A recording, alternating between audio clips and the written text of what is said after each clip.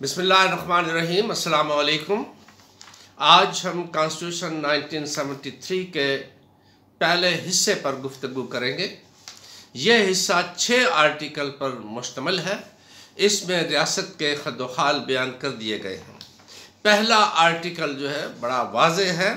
Pakistan shall be a federal republic to be known as Islamic republic of Pakistan hereinafter refer to as Pakistan.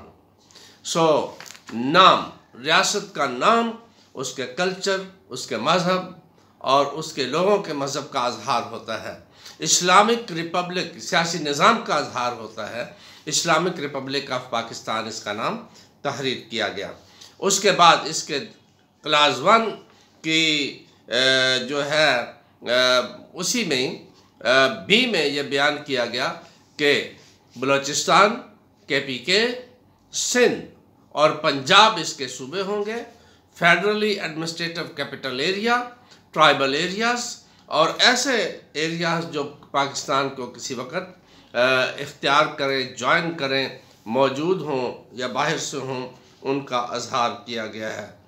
So such states and territories as are may be included in Pakistan whether by accession or otherwise.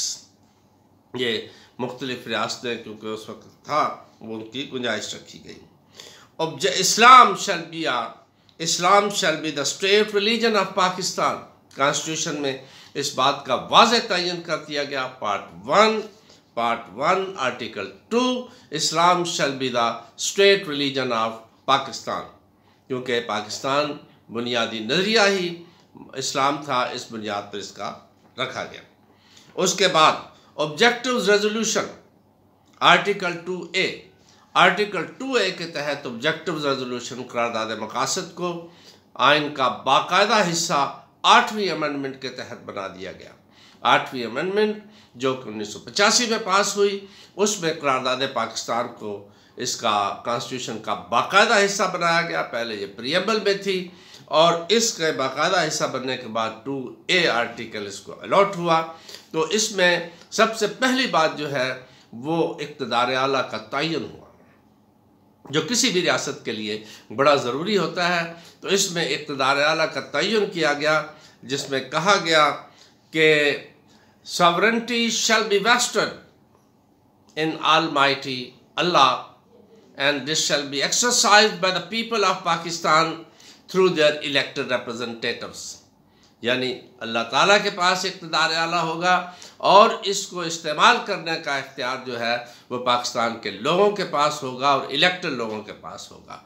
इसलिए पाकिस्तान के constitution में ये बुनियादी तौर पे तय कर दिया गया सॉवरेंटी कौन है और उसको एक्सरसाइज करने वाले पीपल हैं।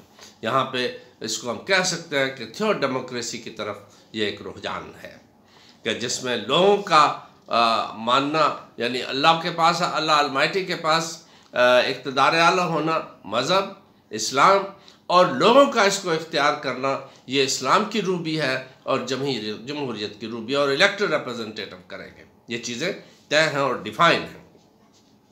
ऑब्जेक्टिव्स रेजोल्यूशन में मज़ीद चीज़ों के साथ सोशल जस्टिस का कहा गया यहाँ पे होगा इस्लाम के मुताबिक, और अक़लियतों को ख़ुसूसी तहफ़्फ़ुज़ात जो हैं उनके बारे में बड़ा वाज़ेह कर दिया गया।